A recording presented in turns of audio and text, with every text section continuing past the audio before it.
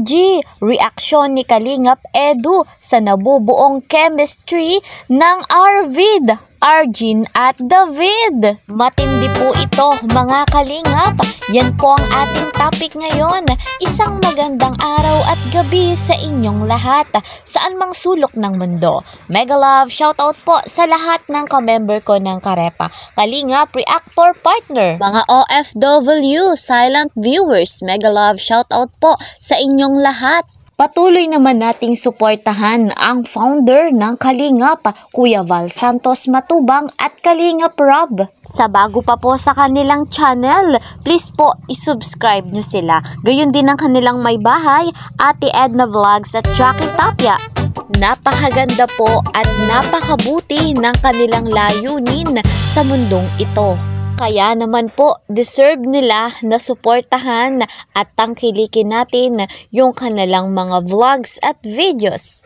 Ako naman pong inyong lingkod, Kalingap Kel. Patuloy po na naglalambing. Please po subscribe my channel, like and share, and don't forget to click the notification bell para lagi po kayong updated sa aking mga videos.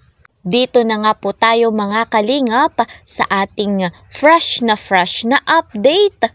Paalala lamang po sa lahat ng magbibigay ng komento. Naway tapusin nyo po muna ang video na ito para po akma yung inyong komento sa ating pinag-uusapan. Eto nga po mga Kalingap, ano nga kaya yung reaksyon ni Kalingap Edu dito nga po sa nabubuong chemistry ng Arvid, Arjin at David? Batid nga po natin na beneficiary ni Kalingap Edu si Arjin. Malaking tulong nga po ito para sa magandang kinabukasan ni Arjin, lalo na sa kanyang pag-aaral. Noong nakaraan nga po mga Kalingap ay nagkaroon ng photoshoot ang love team na Jomcarl. Pagkatapos nga po noon ay nagkaroon sila ng salo-salo na andon ng ibang mga Kalingap boys at ang ibang Kalingap angels. At syempre si Arjin at si Kalingap David ay present. Sa pagkakataon nga pong iyon ay nagkaroon ng tuksuhan, nagkaroon po ng subuan at pagkain ng ice cream. Kinilig nga po ang lahat, lalo na yung pinsan ni Arjin na si Carla.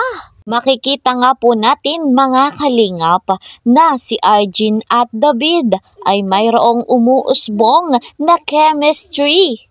Ano naman po kaya ang reaksyon ni Scouter ni Kalingap Edu? Mabuti po ang puso ni Papa Eds. Kaya aprobado itong tambalang Arvid, Arjin at David. Kung ano man po ang pasya ni Kalingap Rob, ayun po ang mangyayari. Speaking of Kalingap Rob, ayan, nagpost nga po sa community si Kalingap Rob kung papayag nga daw po tayo na si Arjin ay maging bahagi ng Kalingap Angels.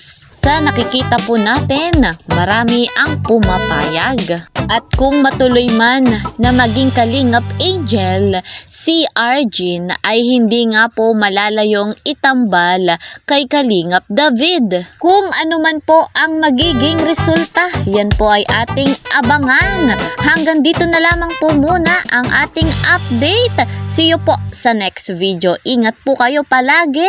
Bye-bye!